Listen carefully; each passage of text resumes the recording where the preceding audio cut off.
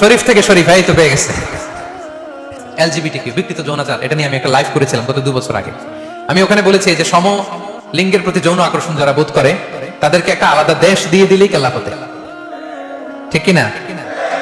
আচ্ছা, ছেলে ছেলে যদি বিয়ে করে, মেয়ে মেয়ে যদি বিয়ে করে, যারা এলজিবিটি কে সাপোর্ট করে, সমকামিতাকে সাপোর্ট করে, এদেরকে ধরেন আমরা একটা দেশ দিয়ে দিলাম যে তোমরা এই দেশে থাকো, এই আইল্যান্ডে থাকো, within 50 years they will be completely disappear. 50 বছরের ব্যবধানে ওরা নাই হয়ে যাবে, ঠিক কিনা? কারণ ওদের কোনো প্রজন্ম থাকবে?